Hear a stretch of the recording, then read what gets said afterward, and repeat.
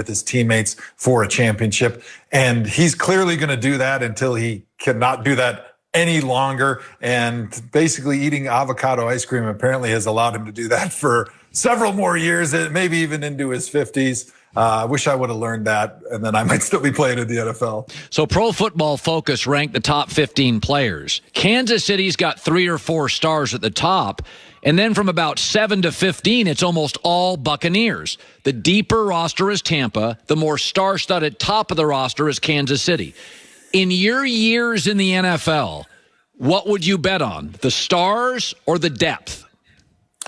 So if this was a normal Super Bowl with great conditions, I would bet with the stars, because those are the guys that are going to be the most well-practiced. They're going to be able to utilize the game plan as it's been scripted for the last 2 weeks, as you've been doing the entire season. But with the weather conditions potentially being a little bit tough on Sunday, I think there's supposed to be some rain, potentially some wind.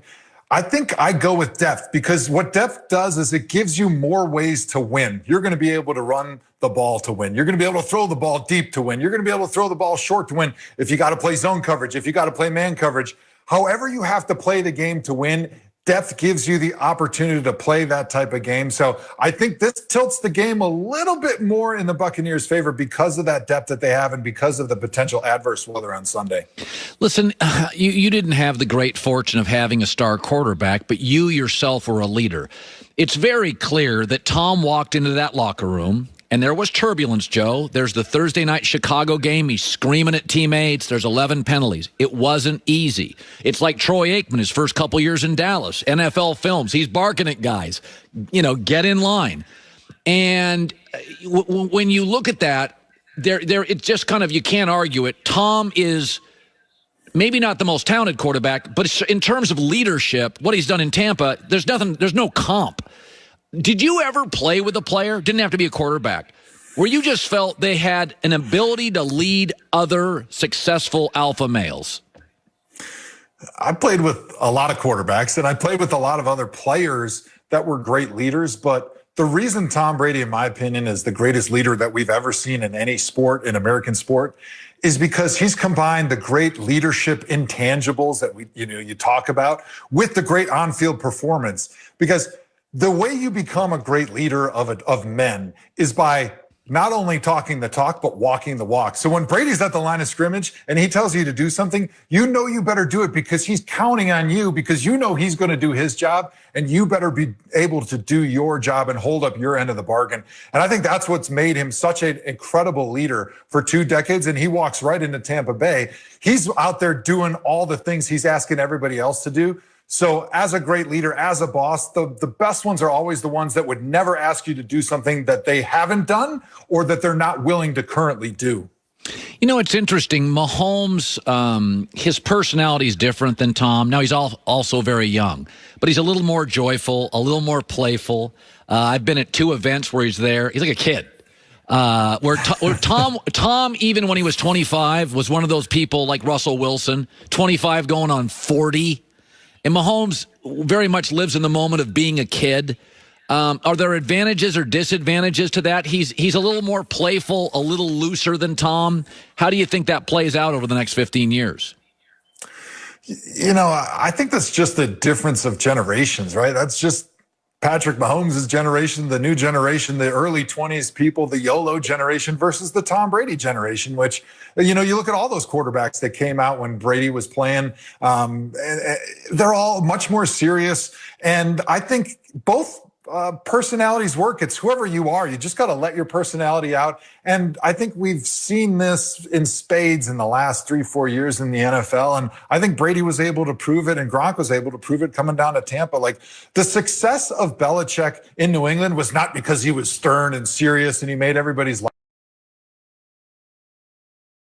miserable. It was because he was an amazing coach, and he watched tons of film and was able to put all those guys in a great position to succeed. And he got those guys to buy into something bigger than themselves, this team concept, right? And I think Patrick Mahomes has that. Now, he does it with a little bit more joy on his face. He seems to be having a little bit more fun maybe than especially when Tom was in New England. But I think both can work, because in the end, it's all about playing and doing something bigger than yourself, buying into that team concept, working hard and getting the most out of all those guys and finding ways to individually motivate everybody. Listen, you played 10,363 straight snaps. You could have played a lot longer if not for injuries. You could have played, you were a dominant player your last snap in the NFL. But it's interesting, as you were getting into your 30s, you were playing with a lot of guys that were in their early 20s. So Brady's 43. And that whole generational thing is kind of interesting, Joe. Is it a challenge, do you think? In your last year in the NFL, sometimes kids would come into the locker room with music and tech, and did you think, wow, I'm getting old here? Did you face that challenge? Man, I was that grumpy guy in the locker room when I was 26 years old, and it was twice as bad when I was 34, my last year in the NFL. And I think this is one of the reasons why the dynasty and the greatness of Tom Brady hasn't fully been appreciated, is because he's in his early 40s right now, and he's able to humble himself. The greatest sports athlete that we've ever seen in American history, he's able to humble himself and go up to a 21 or 22-year-old rookie, and he's willing to be interested in the things that those guys are interested in. I got to be honest, it was hard for me to relate to a lot of those young guys in the locker room my last couple of years in the NFL with how they dressed or the music they listened to or the social media stuff. I didn't even have a Twitter until my last year or two in the NFL, and I still don't have anything else because I can't manage more than one social media handle. But Brady's been able to constantly reinvent himself, and that's something that few successful older players are able to do, because you know what success does? It makes you sort of stuck in your ways because you think this is the only way I can do this to have success because it's the way it worked for me the first time. But Brady's been flexible, and that's something very, very few superstar athletes are able to have. He made the College Football Hall of Fame. He'll be eligible for the NFL Hall of Fame, I think, in 23, and he will be a first ballot guy. Follow him on his Twitter account. He's got one social media account. I want everybody to follow him at Joe Thomas 73. We'll talk to you soon up to the draft. It's a great year for offensive linemen in the draft, so I'm going to bring you on a couple times, give you some love. Joe, we got to go. Thanks for coming on. Thanks for having me, Colin. I look forward to seeing you with the draft and talking offensive line play and putting your listeners to sleep a little bit. I appreciate it. It's a great draft for receivers and offensive tackles. Coming up next, is Tom the last pocket quarterback? And then is it done? Some thoughts on that and where we're going in the sport next. Any credit card can offer cash back, but only Discover matches all the cash back you've earned at the end of your first year. It's like getting one of those birthday cards that's shaped like cash. You know, cash is inside. But in this case, it's stuff with your first year cash back match.